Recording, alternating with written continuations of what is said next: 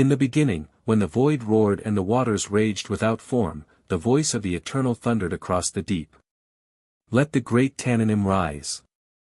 And from the black heart of chaos they came, colossal serpents of scale and storm, coils vast as mountains, eyes burning like fallen stars. God forged them with his own breath and called them good. Yet pride stirred in the abyss. The mightiest among them, Tannin Prime, lifted his crowned heads and dared to dream of a throne beneath the waves. Through the ages he twisted, becoming the serpent staff that devoured Egypt's sorcery. The dragon-pharaoh who swallowed nations. The seven-headed shadow that shattered the seas. Poets wept. Prophets raged. Empires fell beneath his fangs. But the promise echoes still. On that day, the Lord with his fierce and great sword will punish Leviathan the fleeing serpent. And slay the tannin that is in the sea. This is the untold war of creation and conquest. This is the story of the beast God made, and the God who alone can break him. The shadow of the deep has awakened. Will you dare to dive in? Before time drew breath, there was only the deep, Tehom, vast and unformed, a black womb of waters churning in endless, silent fury. No light pierced its heart, no boundary held its rage. It was chaos without malice, power without purpose, waiting for the word. Then the voice came. Not a shout to shatter, but a command sovereign and calm, let there be light. And light was. It sliced through the darkness like a blade of molten gold, separating day from night, naming what had been nameless. The waters recoiled, divided, above and below, held apart by an expanse called heaven. Still the deep below seethed, its currents coiling in protest, yet already subdued. On the fifth day the voice spoke again, deeper now, resonant with delight, let the waters swarm with living creatures, and let birds fly above the earth across the expanse of the heavens. And the waters answered. From the blackest trenches rose the Tanninim, the great sea monsters. First came shoals of lesser swimmers, darting like silver arrows. Then the mightier ones, leviathans with armored flanks, behemoths that could swallow rivers. But above them all emerged Tannin Prime. He was no mere beast. His body stretched longer than the horizon, scales black as obsidian yet shimmering with veins of deep-sea phosphorescence.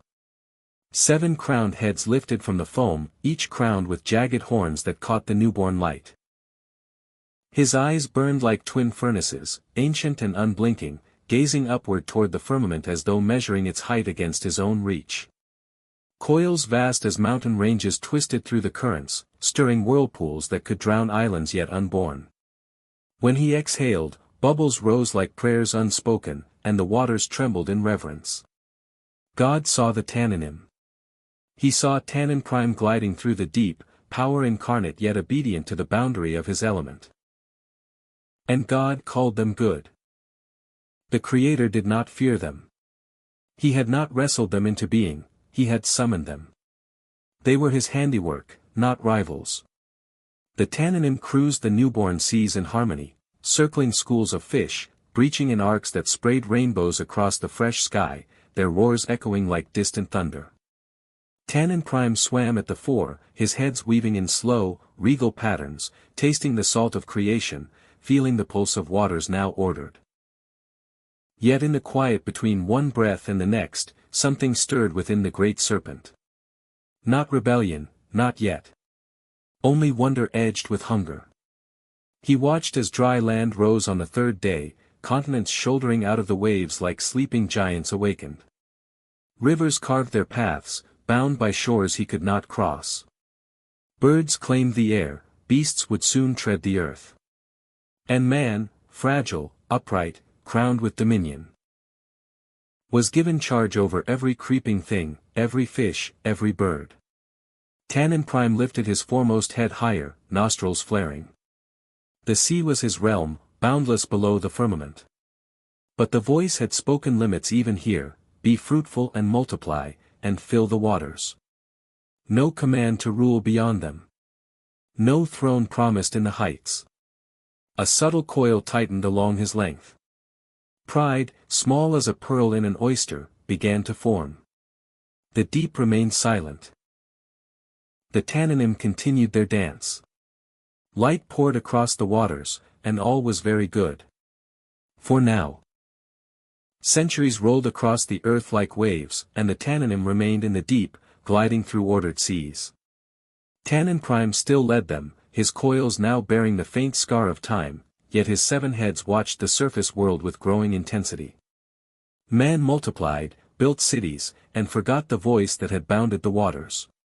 Empires rose, each claiming godhood over rivers and seas, mirroring the pride that had first stirred in the abyss. The fracture began in Egypt. Pharaoh sat enthroned in opulence, the Nile his vein of power. He declared himself divine, the river his eternal domain. To humble him, the voice sent messengers, Moses and Aaron. Before the court, Aaron cast down his staff. It struck stone and lived, twisting into a tannin, scales gleaming bronze and black, hood flaring wide as it hissed defiance at the sorcerer's charms. The magicians laughed and threw their rods, serpents rose to meet it. But Aaron's tannin surged, jaws wide, swallowing theirs whole in a single, convulsive motion. The court fell silent. Pharaoh's face hardened, yet he refused to yield. The sign was clear, the God of the Hebrews held mastery over the chaos even Egypt claimed as its own. The tannin on the marble floor was no mere trick, it was a reminder that the deep's power answered to one alone. Tannin Prime felt the echo in the waters below. From his trench he lifted a head, tasting the Nile's current as it carried whispers of the miracle upstream. Pride quickened in him, not for the serpent staff, but for the way humanity now wielded his image as a weapon of arrogance. Years turned to prophecy. Ezekiel stood by the river and cried out against Pharaoh, "Thus says the Lord God, Behold, I am against you, Pharaoh king of Egypt, the great tannin that lies in the midst of his streams. I will put hooks in your jaws and draw you up." In vision the king became the monster, armored hide slick with river mud, jaws gaping to devour boats and men, tail thrashing floods across the land. God promised to drag him from the waters like a hooked beast, cast him into the wilderness to wither under the sun.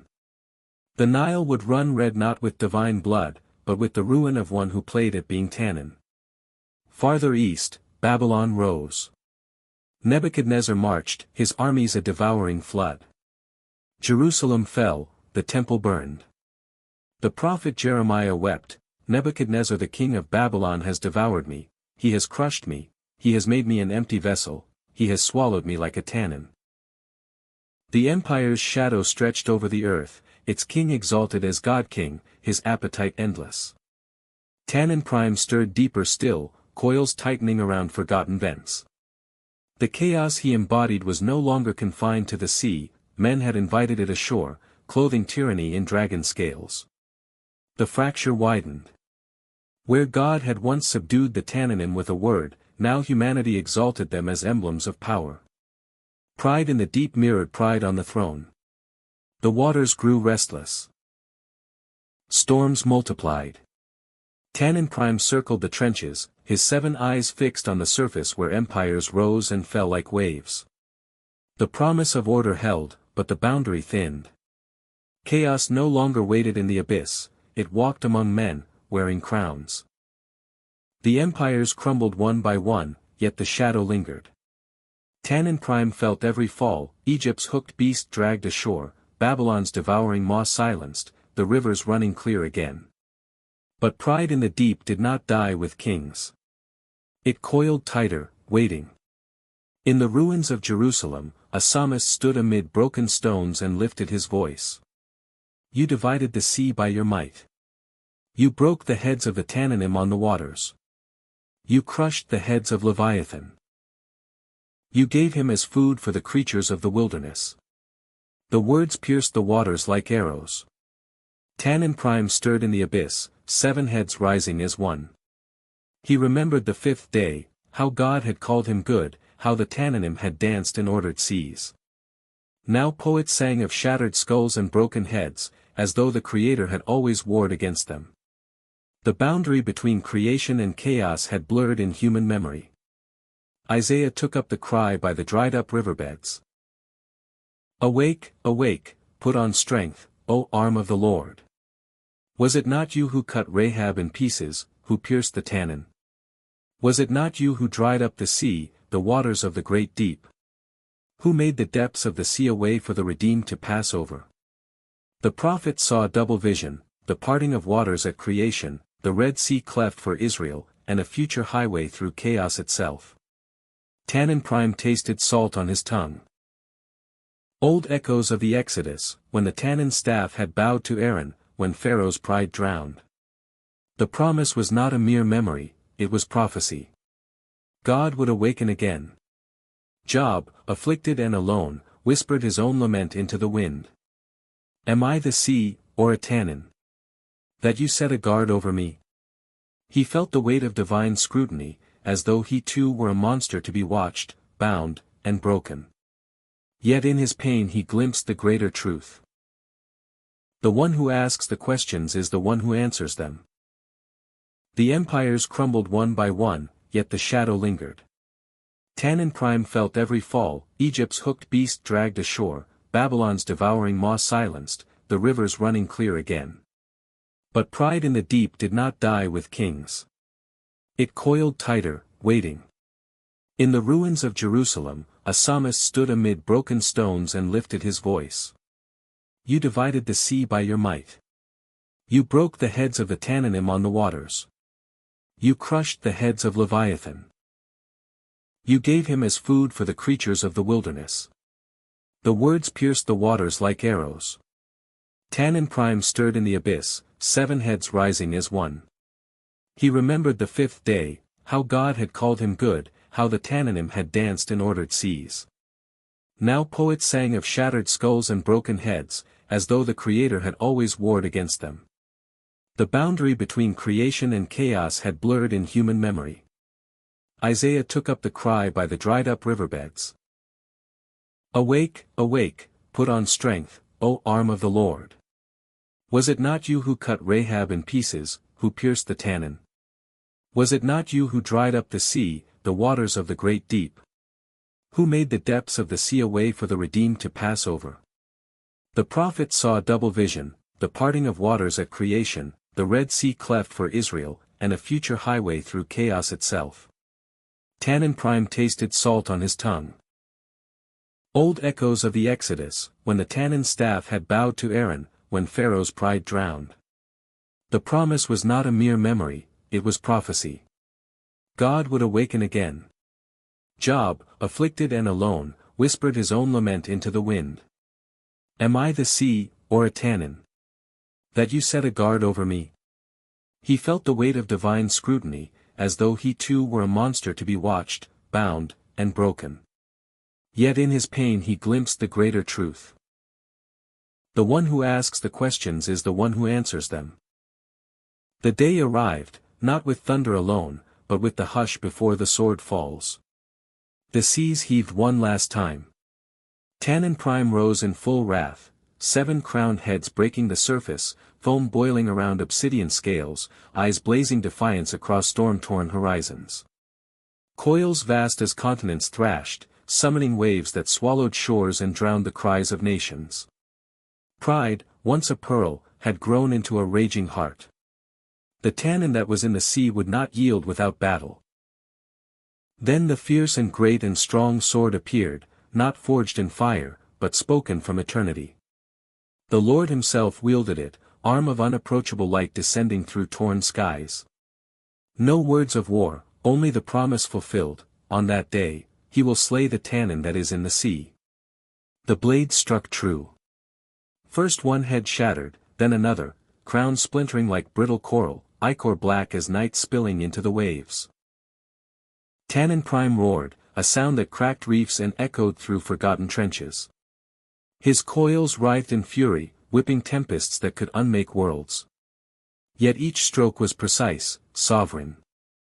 The fleeing serpent twisted no more, the twisting serpent lay still. Leviathan's heads were crushed once for all. The body sank slowly, vast and broken, settling into the deep where light had never reached. No grave needed, the waters themselves became his tomb. Storms calmed. Tides gentled. The sea, long restless with chaos, breathed in quiet surrender. From the depths rose no more monsters. The Tanninim of old, once called good, were remembered only as creatures of a former age, their power redirected into the harmony of renewal. No more guards over the sea, no more hooks for prideful kings. Chaos had met its end not in annihilation but in transformation. Then came the new heaven and new earth. The first sea passed away, not destroyed but perfected. Its waters clear as crystal, flowing from the throne in a river of life. No tannin lurked beneath, no shadow twisted the currents. On either side grew the tree of life, bearing 12 kinds of fruit, yielding month by month for healing. Nations walked its paths in peace, crowns laid down, dominion shared in love. God walked among them once more, his presence no longer a pressure but an embrace. The voice that had summoned Tanninim in the beginning now spoke only blessing, behold, I make all things new. The deep, once formless and furious, reflected the firmament above, mirror of order, cradle of joy. Tannin Prime was no more. His story ended not in erasure, but in testimony, even the mightiest beast God made bowed at last to the one who alone holds the sword. The shadow of the deep had lifted forever. And behold, it was very good. Forever. And so the tale completes its arc. From the formless deep where Tanninim first rose at the Creator's word, called good, yet shadowed by the whisper of pride, to the fractured ages when men crowned themselves dragons, swallowing nations and defying the boundary set at creation. Through prophetic laments and poetic thunder, the heads of Tanninim crushed on ancient waters, Leviathan pierced, the fleeing serpent punished, the promise held firm. Until the day itself. The fierce and great sword descended, the tannin in the sea was slain, its coils stilled forever. The waters, once restless with chaos, became a crystal mirror reflecting the new heaven and new earth. No more monsters lurked beneath, no more empires wore dragon scales. Only life flowed, from the throne, through the river, into the healing leaves of the tree that never withers. God looked upon it all and declared once more. Behold, it is very good. And this time, forever. The story of Tannin Prime is not merely myth or monster lore. It is the testimony of sovereignty, that every power, every pride, every shadow that rises from the deep belongs ultimately to the one who spoke it into being and alone can bring it low. Chaos was never co-eternal, it was created, named, bounded, and, when it overreached, redeemed by defeat into perfect peace. The shadow of the deep has been lifted. The throne stands unbroken.